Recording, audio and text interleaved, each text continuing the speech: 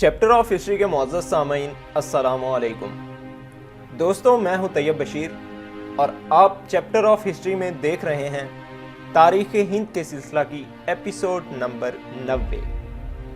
ہندوستان میں انتخابات ہو چکے تھے۔ انگریز کو ہندو کے عوام کے خیالات اور رجحانات کا بخوبی علم تھا۔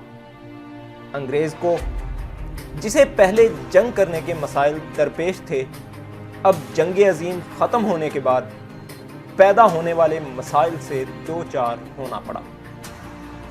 فوج کی ایک بھاری تعداد فاضل ہو گئی تھی، جسے واپس کر کے برطرف کرنا مقصود تھا، اور اس کے ساتھ اس فوج کے متبادل وسائل روزگار مہیا کرنے تھے۔ جنگ شروع ہوتے وقت ہندوستان سے کیے گئے وعدوں کے ایفا کا خیال تھا۔ یہ تمام باتیں انگریز کے لیے گہری فکر کا موجب بن گئی تھی۔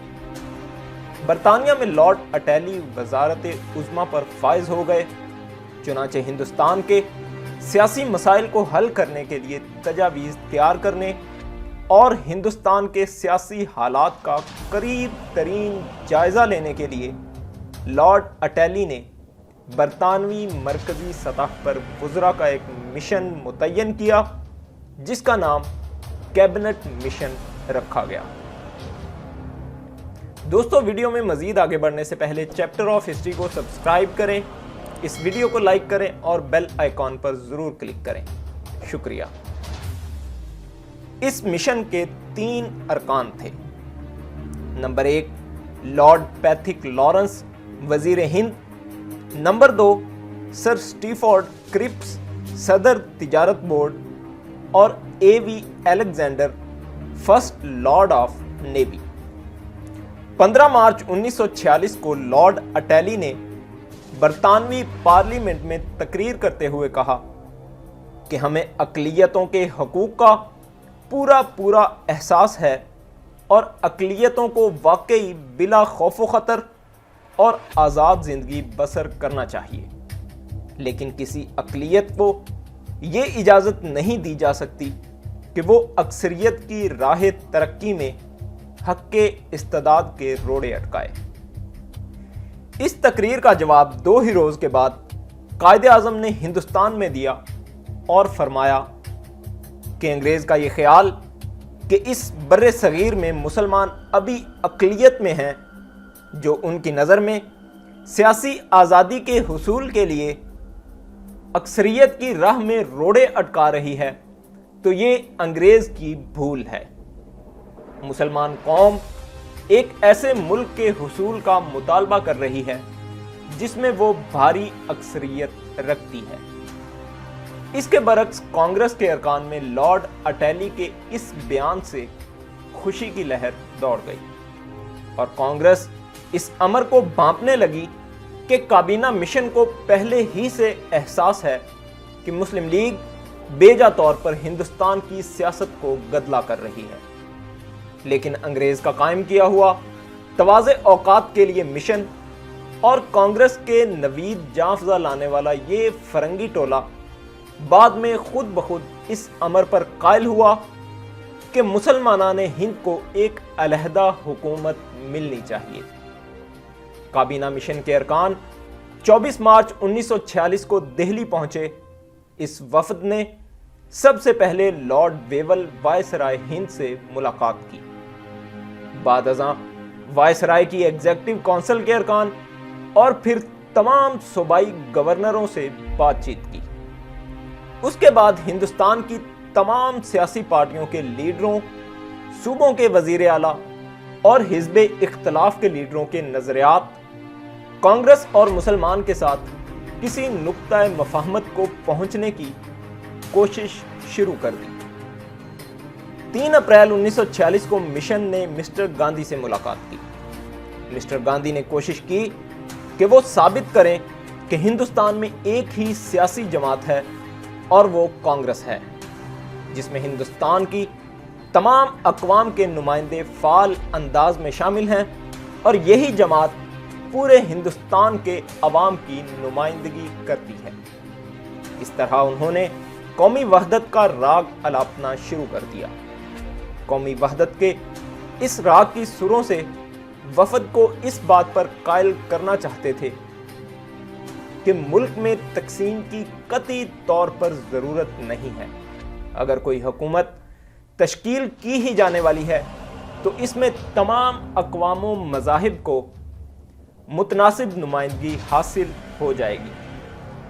کانگریس کے خیال سے آگاہ ہونے کے بعد کابینہ نے 14 اپریل 1946 کو قائد اعظم محمد علی جناح سے ملاقات کی۔ اس ملاقات کے دوران قائد اعظم نے مشن پر تشکیل پاکستان کی ضرورت اور اس کی اہمیت کو نہایت واضح اور جامع انداز میں پیش کیا۔ انہوں نے فرمایا کہ چندر گپت کے زمانے سے لے کر آج تک ہندوستان بھر میں ایک حکومت قائم نہیں ہوئی۔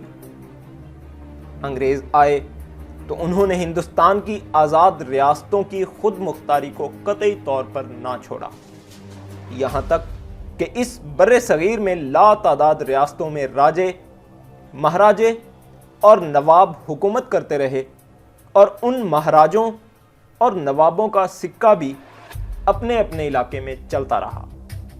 اگرچہ ہندوستان میں وہ سب ریاستیں انگریز کے خلاف برسر پیکار نہیں تھیں، لیکن وہ تھیں جداگانہ حیثیت کی۔ 16 مئی 1946 کو کابینہ مشن نے اپنے منصوبے کا اعلان کر دیا۔ اس منصوبے کو کیبنٹ مشن پلان کا نام دیا گیا۔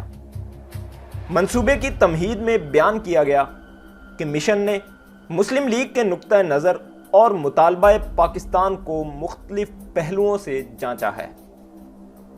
اس وفد کو مسلمانوں کا پورا خیال ہے اور وفد جانتا ہے کہ مسلمانان ہندو کی اکثریت کے غلبے کو برداشت نہیں کر سکتے۔ وہ یہ بھی جانتا ہے کہ صرف دستاویزی تحفظات ان کے خوف و خطر کو دور نہیں کر سکتے، لیکن افسوس یہ ہے کہ اس حقیقت کے باوجود ملک کو تقسیم کرنا مشکل بات ہے، کیونکہ پنجاب اور بنگال کو پاکستان سے الگ کر دیا جائے تو پاکستان ایک بہت چھوٹا اور کمزور ملک رہ جاتا ہے۔ چنانچہ ان حقائق کا جائزہ لینے کے بعد کابینہ مشن نے خود اپنی تجاویز پیش کرنے کا فیصلہ کیا۔ ان تجاویز کے بنیادی نکات یہ ہیں: ہندوستان کے تمام صوبوں کو 3 گروپوں میں تقسیم کر دیا جائے۔ نمبر 1 پنجاب، سرحد، سندھ اور بلوچستان۔ نمبر 2 بنگال اور آسام۔ نمبر 3 باقی ماندہ تمام ہندوستانی صوبے۔ ہر گروہ کو اپنی مرضی کے مطابق اپنی اپنی فیڈریشن قائم کرنے کا اختیار حاصل ہوگا، لیکن تینوں فیڈریشن کے اوپر ایک آل انڈیا یونین ہوگی جس کے اس مرکزی سطح پر دفاع، امور خارجہ اور مواصلات کے شعبے ہوں گے۔ تمام فیڈریشنوں کی دستور ساز اسمبلی ایک ہی ہوگی جس کے نمائندوں کا انتخاب صوبائی اسمبلیوں کے منتخب شدہ ارکان کریں گے۔ مسلمان اور سکھ اپنے اپنے نمائندے اپنے علیحدہ ووٹ سے منتخب کریں گے۔ ہندو اور باقی تمام فرقے اپنے نمائندوں کا انتخاب علیحدہ ووٹ سے کریں گے۔